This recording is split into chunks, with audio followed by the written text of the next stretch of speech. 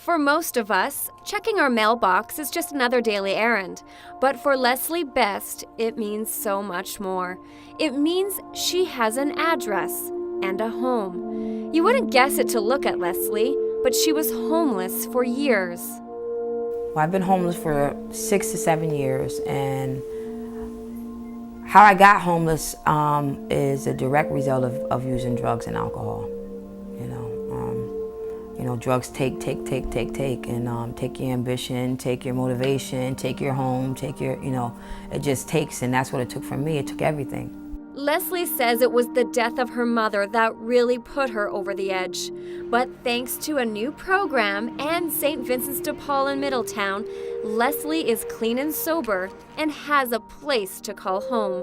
This is called supportive housing. It's permanent supportive housing. So our role is to give them the house and to provide the support services, the case management supports, to help make them stay in house, to help keep them housed.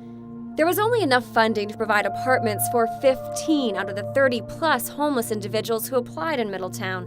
Ron Crum, who is the executive director of St. Vincent de Paul, says they chose those who have been homeless for more than 6 years. Leslie was one of those people, along with Bobby and Henry. I was overjoyed, it was like seeing the end of a real long journey. You look out in the distance like, oh, the finish line. And Henry's journey was a long one. He has been homeless since 1991. He says he was on the streets for so long, it became just a normal way of life. I adapted, and after a while, it didn't seem like it was anything. It was just normal, because you have friends, you find friends, family members that you can stay with for a while till you wear out your welcome. But for Bobby, being homeless never got easy. He had apartments over the years, but often found himself back on the streets. Finances. Lost jobs. I've got injured on jobs. I was on workman's compensation, and comp checks stopped while waiting for whatever they're waiting for. And in the meantime, bills still got to be paid. And next thing you know, you can't pay the bills. You can't stay where you're at because it's time to go. Altogether, Bobby has spent 12 years on the streets. Oh, how to describe it? It's totally miserable. And, I had some good times. I won't say it was all bad, but I'd have some good times with some people. But at the end of the day, when everybody's going home, I'd sit right wherever I was because that's the only place I had to go. Either that or move on to the next spot or whatever, but still, it was outdoors. It's not a way to survive. But now, thanks to the help from St. Vincent de Paul, Bobby isn't just surviving day to day. He has that warm home to go to with a hot cup of coffee waiting. Used to be every single day I would be out and about town, walking around town all day or hanging at one of the parks in town.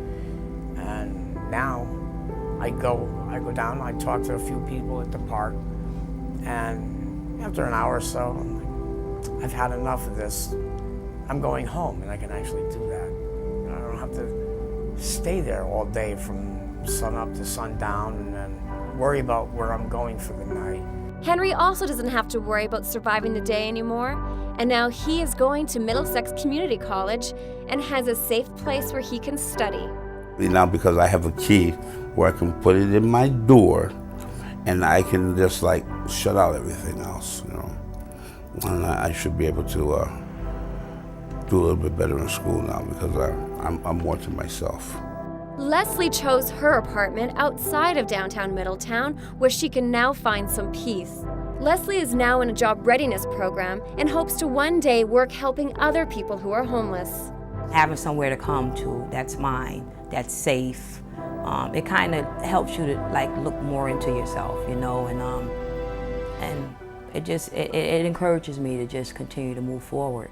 And because of this program, it really saved my life. And with over 5,000 homeless people living in Connecticut, there are many people living as Leslie did, in fear. And Ron worries with the rising cost of gas and unemployment, that number will also rise. We're already seeing people coming way before we would normally see them for utility assistance. They're not going to be able. They're afraid they're not going to be able to heat their homes this winter. For those that are in apartments and homes, the numbers at the soup kitchen are up. The numbers at the food pantry are up. I have no reason to believe that we won't be seeing more homeless this winter either. But thanks to this one program, there will definitely be 15 less people on the street this winter because they were given the key to a new future. Last couple of winters, I froze my butt off outside unless I found somebody who would let me sleep on their couch or on their floor or whatever. And now, just coming up winter, I don't have to worry about that. I'm gonna be warm, I'm gonna be dry, I'm gonna be safe. You know, it's beautiful.